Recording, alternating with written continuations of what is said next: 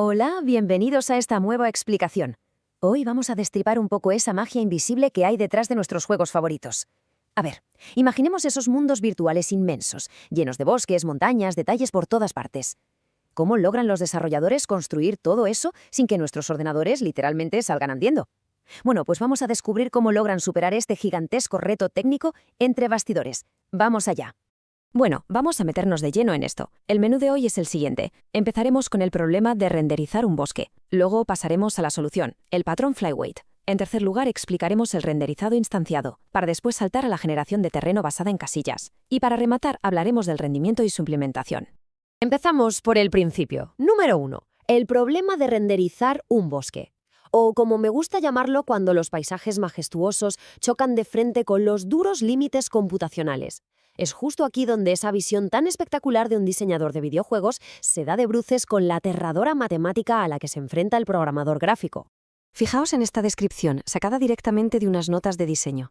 La niebla se levanta, revelando un majestuoso bosque centenario.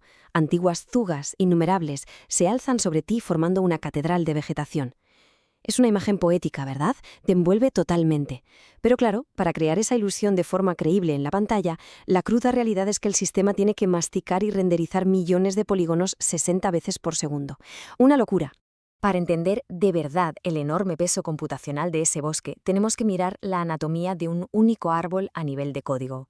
Cada arbolito necesita una malla de polígonos gigantesca para el tronco y las ramas. A eso hay que sumarle texturas pesadísimas para la corteza y las hojas, además de tener que guardar su posición, su orientación y unos cuantos parámetros visuales. Es un armatoste de datos enorme. Intentar enviar miles de estos paquetes masivos desde el procesador central hasta la tarjeta gráfica, fotograma tras fotograma, pues básicamente crea un cuello de botella insalvable. Y viendo esto, queda exactamente claro a qué me refiero con esa sobrecarga brutal. Fijaos en que esos bloques de datos gigantes, la malla, la corteza, las hojas, se están copiando de forma absurda en la memoria para cada instancia individual. Es decir, cada árbol carga con todo el peso por sí mismo, una y otra vez en el sistema. Es un desperdicio total de recursos. Así que pasamos al punto 2, la solución Flyweight, dividir el objeto para salvar el sistema. Y es que este patrón es sin duda el héroe humilde y elegante de nuestra historia, el salvavidas que resuelve de un plumazo este colosal atasco de memoria. Técnicamente hablando, el patrón Flyweight es un patrón de diseño centrado pura y exclusivamente en la eficiencia. Lo que hace es separar los datos de un objeto en dos partes: datos compartidos, que son independientes del contexto, y datos específicos de la instancia. Todo esto para minimizar drásticamente el uso de memoria. O sea, no estamos hablando de ordenar el código para que quede bonito, no. Esto es una técnica de optimización pura y dura que nos salva la vida. Entonces, el punto crucial aquí es entender esta diferencia fundamental entre el estado intrínseco y el estado extrínseco. El estado intrínseco agrupa esa información gigantesca, como las mallas y texturas. Es libre de contexto y, por tanto, la podemos compartir entre absolutamente todos los árboles.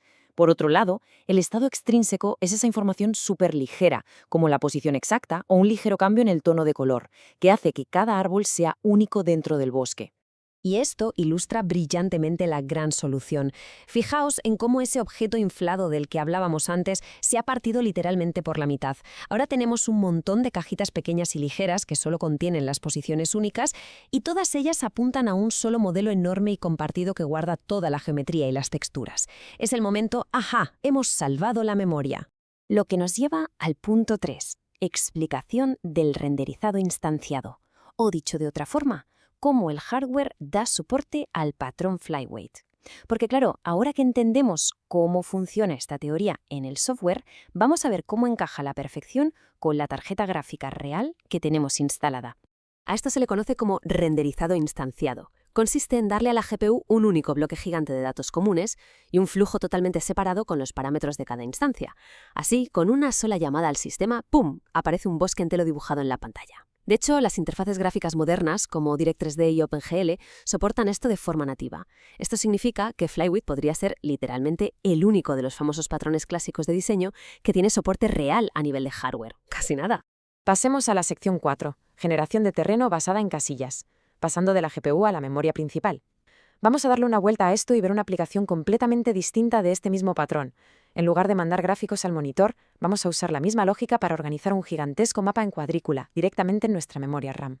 Imaginemos que estamos creando la lógica para generar un mundo procedimental. Tenemos una cuadrícula masiva de casillas. Queremos tenerlo todo bien encapsulado, saber el coste de movimiento de cada baldosa si hay agua, y para eso lo mejor es usar objetos, no simples listas de valores. Pero si creamos millones de objetos individuales, nuestra memoria va a decir, hasta aquí hemos llegado. La solución más inteligente es, en vez de crear cada objeto, usar simples punteros en cada casilla de la cuadrícula que dirigen hacia unas pocas instancias de terreno que estén compartidas. Ahora, lo realmente fascinante de esto es su simplicidad. Como las propiedades de un trozo de hierba son exactamente las mismas esté donde esté en el mapa, su estado es totalmente intrínseco.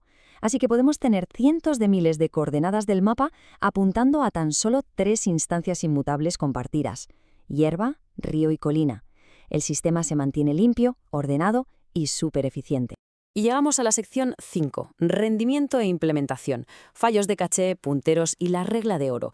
Porque toca hacer una evaluación técnica muy realista de cómo se comporta esta arquitectura de punteros indirectos cuando la CPU tiene que procesarla de verdad. Hay una pregunta inevitable que cualquier programador obsesionado con la velocidad se va a hacer llegados a este punto.